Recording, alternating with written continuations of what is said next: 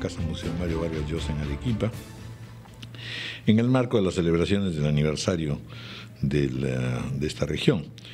Es un museo realmente espectacular, donde es la casa donde nació Mario Vargas, en el Boulevard Parra, en Arequipa.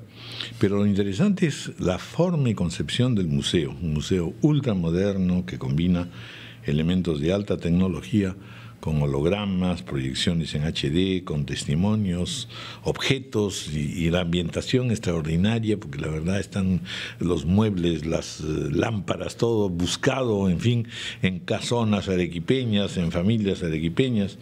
Una experiencia realmente estupenda que se abre ya al público. Al día de ayer se anunció en conferencia de prensa en Arequipa.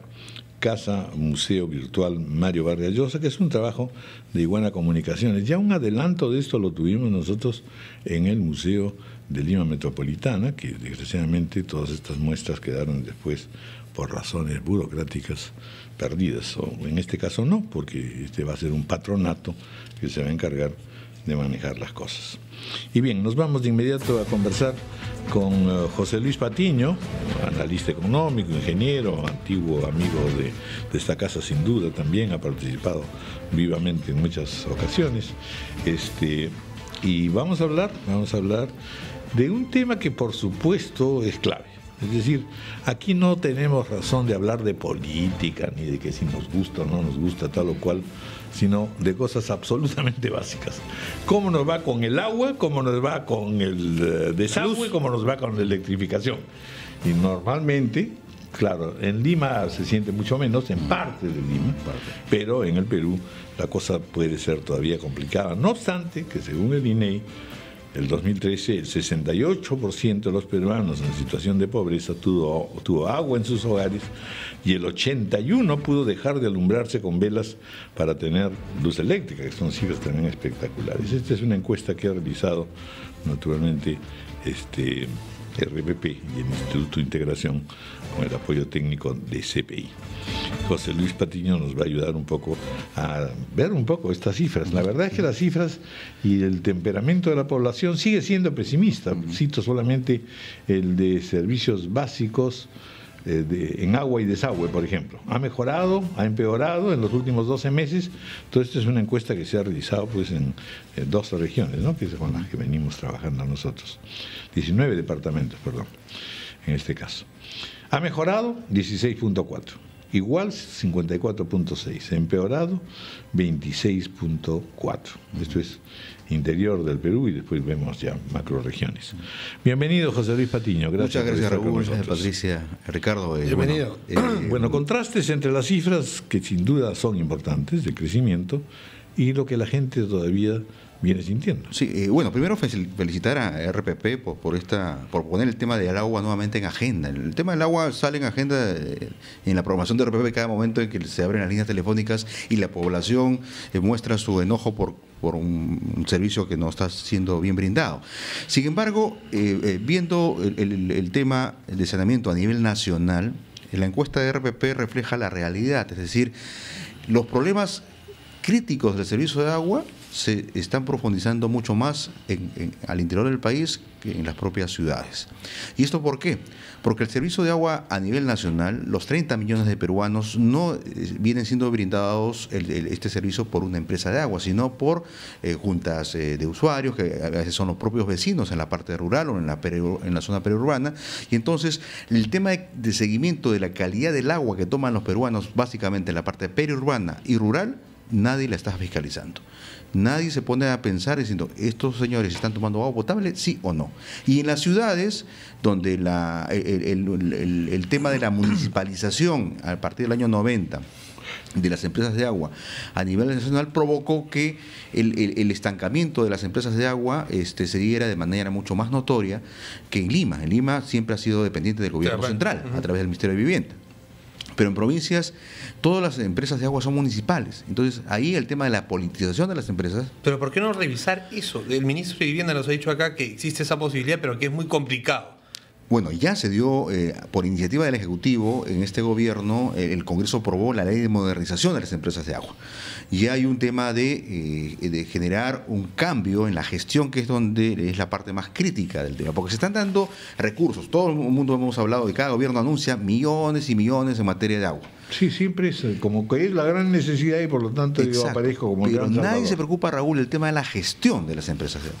Entonces, y la calidad del servicio. José Luis, tú eres un atento oyente de RPP. Esta mañana, cuando revisando esa cifra de la encuesta de RPP, los oyentes nos decían que la calidad, o sea, cuando tenían agua, acá en Lima también, en San Juan de Miraflores, en Coyique, la calidad era pésima.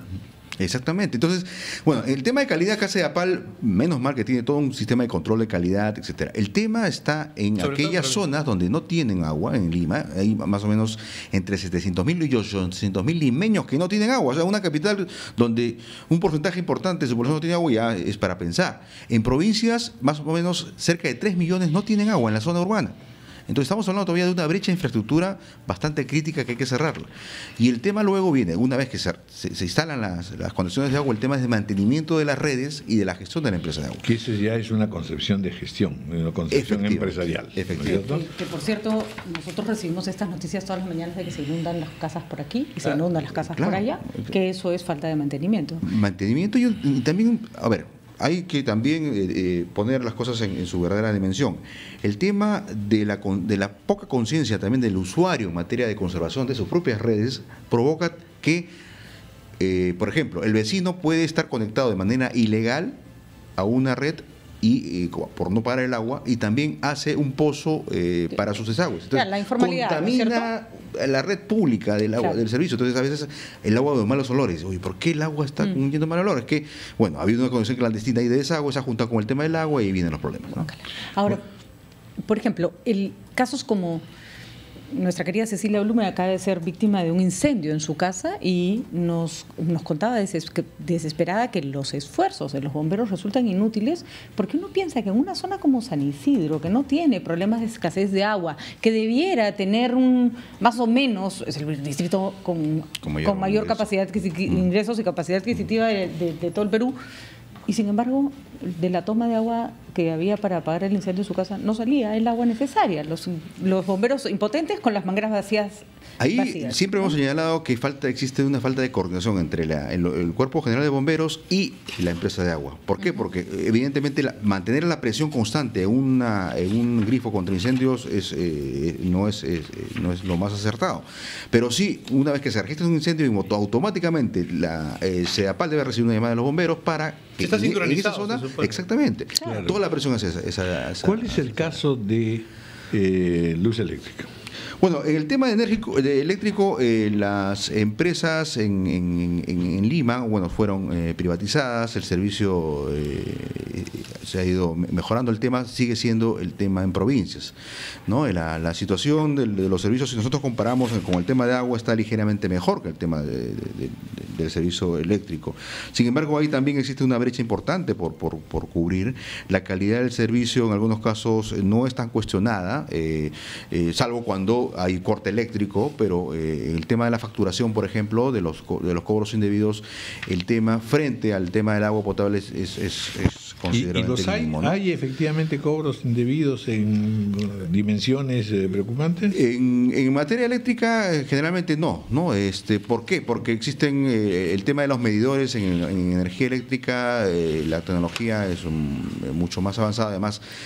Cualquier cliente que se trate de conectar a la red se le exige o se le pone un medidor. En caso de agua no, a veces el pobre poblador no quiere el medidor y ahí tiene un problema la empresa de agua para alinear sus costos y planear su proyección. Sin embargo, en materia eléctrica sí se ha avanzado de manera importante. El tema aún queda pendiente, repito, en la parte al interior del país hay una brecha importante también por cubrir ahí, y es por eso que el gobierno está tratando de hacer una especie de alianzas público-privadas para cerrar esa brecha en materia de servicio de energía eléctrica. Bueno, como se ha hecho notar en varios medios el día de ayer, efectivamente todas estas candidaturas regionales y municipales son un lío permanente y ataques de unos a otros, y lo que se subraya es el hecho de que no se hable de cosas concretas. Aquí, ¿cuáles son sus programas y qué piensa hacer? No, van a haber agua para todo el mundo y además le voy a dar 500 soles para el gobierno regional. Bueno, de hecho, hemos pasado de hablar entonces, como cantaleta del agua para todos a no hablar más del tema. ¿Qué es lo que pasa? Es decir, realmente, como tú señalas, el problema es tener justamente planteamientos técnicos. Si yo soy candidato, debo tener un equipo que ya haya trabajado conmigo para decir voy a formar una empresa, voy a hacer tal o cual cosa, no sé, ¿no? Efectivamente, Raúl, y ahí, y a contrapelo con la realidad, lo que promete el alcalde más es rebaja de tarifas. Sí, pues. Entonces, claro. No por eso. Y las corvinas darán fritas con exacto. su limón. ¿No hay posibilidad de mejorar esto si es que no hay un ajuste en las tarifas? Eso no es popular, José Luis. Bueno, las tarifas se actualizan tanto y en cuanto las empresas presenten sus proyectos para ser viables. El regulador no le puede dar dando tarifa cuando la gestión es pésima o presentan proyectos que no tienen ningún sentido técnico. Entonces, las tarifas van a estar siempre alineadas en tanto las empresas de agua presenten proyectos técnicamente sustentados y con un crecimiento sostenible. Entonces, la tarifa acompaña, el regulador, que es UNAS, acompaña esa tarifa a la empresa de agua. Pero el tema, como bien dijo Raúl, pasa por poner a gente técnica en las empresas de agua que mejoren la calidad del servicio. Eso es muy bien. Clave. Bueno, como siempre, muchas gracias, José Luis Patiño, por habernos colaborado. Gracias. Son las 9:23, vamos a hacer una pausa y vamos a hablar también, otra vez, del tema que ya hemos tocado, pero que ahora con los directamente responsables, Miguel Molinari, director de Sinfonía por el Perú, que lidera Juan Diego Flores, y Juan José Díaz, investigador de GRADE, responsable de la medición de impacto de la música e inclusión social por encargo de Sinfonía por el Perú, y que tiene en realidad, sobre todo, una revolucionaria manera de ir midiendo efectos educativos de algunas acciones que generalmente en la escuela, sobre todo en la escuela pública, no son consideradas como impactantes, como importantes.